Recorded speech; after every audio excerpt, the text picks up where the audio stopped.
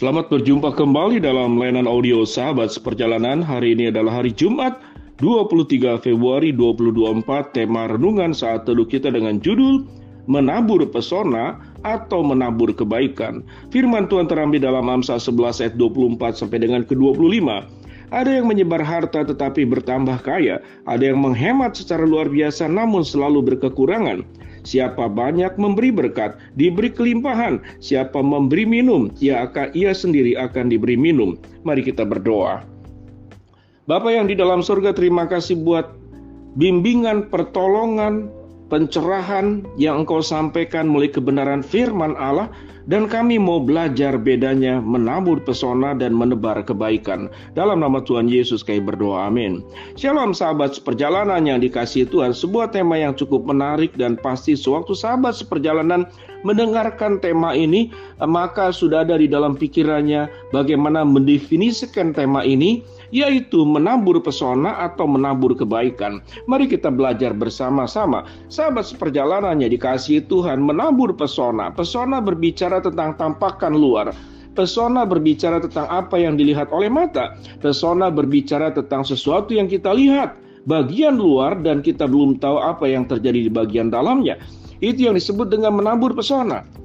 Membuat orang terpesona dengan apa yang kita miliki, apa yang kita punyai, kecantikan, kegantengan, kekayaan. Dan bagian firman Tuhan yang kita pelajari bersama di sini adalah yang disebut dengan menabur pesona. Kita melihat banyak sekali di dalam dunia media sosial yang sangat mudah sekali untuk kemudian menyebar kemana-mana, dan istilahnya adalah viral, yaitu orang yang menyombongkan kekayaan, orang yang memamerkan segala kelebihannya. Apapun bentuknya, bisa kekayaan, bisa pencapaian, bisa prestasi, bisa harta benda yang kita miliki. Bahkan ada orang yang menabur pesona sekaligus dengan cara menabur kebaikan. Bagaimana kebaikannya yang dilakukan sekali kemudian diupload di media sosial, kemudian pada saat yang sama betul dia menabur kebaikan, namun tujuan dasarnya adalah sesungguhnya menabur pesona. Dengan perbuatan baik yang dilakukan satu kali, mungkin memberikan uang kepada orang susah, orang di pinggir jalan 100.000 bahkan 1 juta. 1 juta diberikan sekali kemudian tersebar sampai puluhan ribu, mungkin juga jutaan ditonton. Apa yang dinikmati oleh orang yang bersangkutan? Kalau tujuannya memang baik, itu akan mendorong orang-orang untuk berbuat yang sama. Mengedukasi orang-orang untuk melakukan perkara yang sama. Bagaimana yang berlebih itu bisa memberikan yang kekurangan. Tetapi jikalau motifnya adalah bukan menabur kebaikan, tetapi menabur pesona melalui kebaikan yang diberikan. Sehingga tatkala kebaikan itu diberikan dengan motivasi menabur pesona, kebaikan itu menjadi tidak baik. Bukankah firman Tuhan berkata, apa yang dilakukan tangan kananmu jangan diketahui oleh tangan kirimu. Ini memiliki makna yang sangat dalam. Kebaikan yang diberikan itu harus dengan ketulusan, tanpa keinginan mendapatkan timbal balik, tanpa punya keinginan mendapatkan respon yang sesuai dengan harapan kita. Benar, orang kaya bisa memberi orang miskin 1 juta sekali memberi. Tapi sesungguhnya pada saat yang sama, jikalau motivasinya adalah pesona, maka dua-duanya adalah orang miskin. Yang pertama adalah orang miskin yang memang miskin secara harta benda, berkekurangan. Tetapi orang yang memberi dengan motifnya adalah pesona, maka dia pun miskin. Dia ingin dipuji, dia miskin, dia haus akan pujian, dia lapar akan pengakuan. Dia butuh dijunjung, dia butuh diangkat, dia butuh kemudian dimuliakan oleh orang-orang yang mendapatkan pemberian kebaikan yang kita berikan kepadanya. Sehingga firman Tuhan katakan, ada orang yang menabur harta tetapi bertambah kaya. Di sini adalah orang-orang yang menabur harta dengan motif-motif yang baik. Dan itu janji Tuhan. Apa yang kita berikan kepada orang lain dengan ketulusan, maka sekalipun kita tidak berharap akan ada balasan daripada Tuhan, kita mempercayai bahwa setiap berkat yang diberikan kepada orang lain, itu akan kembali segala sesuatunya adalah buat kemuliaan Tuhan dan bukan buat pesona diri sendiri. Sehingga ada firman Tuhan berkata pada bagian ini, ada orang yang menyebar harta tetapi bertambah kaya. Bukankah sahabat seperjalanan menemukan orang-orang seperti demikian dalam hidup saudara? Ada orang yang murah hati tetapi hartanya tidak pernah habis-habis. Tentunya orang yang murah hati tersebut selain dia bekerja keras, dia memang diberkati oleh Tuhan, namun dia menjadi bendahara Allah. Dia tahu dengan jelas apa yang dimilikinya. Sebagian milik dia, tapi sebagian itu sesungguhnya dititipkan oleh Tuhan untuk dikelola dengan baik. Sebagian yang menjadi miliknya itu sesungguhnya bukan miliknya pribadi, tapi milik orang lain yang dititipkan oleh Tuhan. Sehingga kita bertemu dengan orang yang bagaimana yang firman Tuhan katakan, menyebar harta tetapi bertambah kaya. Pada bagian yang berikut dikatakan ada yang menghemat secara luar biasa, namun tetap kekurangan. Saya melihat tidak hanya berbicara tentang kekurangan di dalam secara finansial, tetapi ada orang kaya, memang kaya luar biasa. Sampai matinya pun dia tetap kaya, tidak kekurangan. Tetapi apa yang kurang di dalam diri orang tersebut?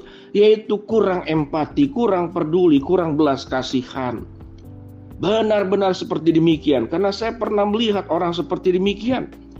Bagaimana seorang yang punya sebuah perusahaan, biro jasa travel, orang yang kaya, dia naik kendaraan, sewaktu itu saya masih usia lebih muda, dia naik beca, karena dia tidak bawa kendaraan ke tempat, kemudian tempat usahanya masih menawar dengan angka yang lebih rendah daripada biasanya. Dan dia rela jalan kaki daripada naik beca dengan harga yang agak sedikit dimahalkan oleh tukang beca itu.